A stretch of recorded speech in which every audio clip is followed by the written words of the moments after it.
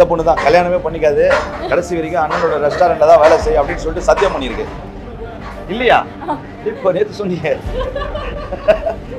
ஏமாத்திரியா?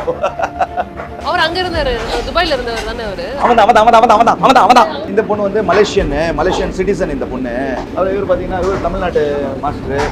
இவர் புதுசாக வந்திருக்காரு, ஆனால் ஆல்ரெடி மலேசியாவில் தான் வேலை செஞ்சிருக்காரு. இவங்கெல்லாம் ஓப்பனிங்கில் பார்த்துருப்பீங்க. சான்னு பேர் சான்னு. ஸோ நம்ம துபாய் ஓப்பனிங்லேருந்து அங்கே இருந்து அதுக்கப்புறம் சென்னையில் வேலை இருந்தது, அங்கே போய் முடிச்சுட்டு அதுக்கப்புறம் மலேசியாவுக்கு வந்திருக்காங்க. கொஞ்சம் கடாசிட்டே இருக்காங்க. 300 கிலோ 400 கிலோ 500 கிலோ எத்தனை கிலோனாலும் கடாசுறாங்க. ஓப்பனிங் அன்னைக்கு வந்து சிக்கன் இதெல்லாம் சேர்த்து எப்படி ஒரு 500 சில்லற கிலோ. 65 கீ ரைஸ் பிரியாணி பத்தலை. நாங்கள் இதுக்கப்புறம் திகட்டி போச்சு. இதுக்கப்புறம் பிரியாணி கொடுக்குறது டெய்லி 500 பிரியாணி தான் விற்கிது, 1000 பிரியாணி தான் விற்கிதுன்னா இவங்க கடுப்பாவாங்க. என்ன வேலையே இல்லை அப்படின்னு. ஏன்னா 3 மணி நேரத்தில் செஞ்சு கடாசிடுவாங்க. ஆனா கிச்சன் பெருசா இருக்கு கம்பேர் டு துபாயில இருக்க அந்த 3 ஹோட்டல்ல கம்பேர். பெரிய கிச்சன், நல்ல வென்டிலேஷன் நல்லா இருக்கும். எக்ஸாஸ்ட். இவர் பாத்தீங்கன்னா சைனா சார்ல்ஸ். இது சேகர் தெரியும், அங்க பாத்திருப்பீங்க ரெஸ்டாரண்ட்ல. இவர் வந்து இங்க ட்ரிப்ளிகன் மாஸ்டர் தான், பிரியாணி மாஸ்டர். இந்த ரெஸ்டாரண்ட்காக அப்பாயிண்ட் பண்ணியிருக்கோம். ஆனா இவங்க எல்லாம் 2-3 மாசத்துக்கு முன்னாடியே வந்துட்டாங்க. இங்க வந்து எக்ஸ்பெரிமெண்ட் பண்ணிட்டு எந்தெந்த பொருள்லாம் எங்க வைக்கணும், பிரியாணி ஹோட்டல் ஓப்பன் பண்ணோடனே ஆரம்பிச்சு இறங்கிட்டாங்க. ஸ்வீட்டு பா கேசரி போடுங்கப்பா ஒரு 6 கிலோ. 6 7 7 கிலோ. நான் கேசரி வந்து ஃப்ரெஷ்ஷாக செஞ்சுக்கிட்டே இருக்கும். மொத்தமாக ஒரு 50 கிலோ செஞ்சு வச்சோன்னா சூடு ஆறுனோடனே கொஞ்சம் கட்டியாகும் கேசரி.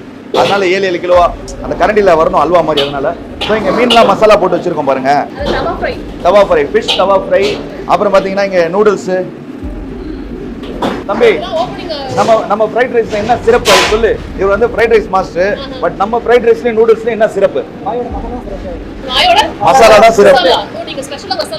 இதுக்கு வச்சிருக்கோம். எப்படின்னா எல்லாமே ஃப்ரைட் ரைஸ் நார்மலா எல்லா மக்களும் செய்யற மாதிரி செஞ்சிடணும். ஆனா அதுல இருந்து சில ஐட்டம்லாம் கம்மி பண்ணோம். அஜினோமோட்டோ போடக்கூடாது, வேற என்ன மிளகாத்தூள் போடக்கூடாது. இதெல்லாம் போடாம ஒரு மசாலா ஒன்று. அது சும்மா 2 சிட்டிக்கு அளவு. ஃப்ரைட் ரைஸ் மட்டும் இருக்கு.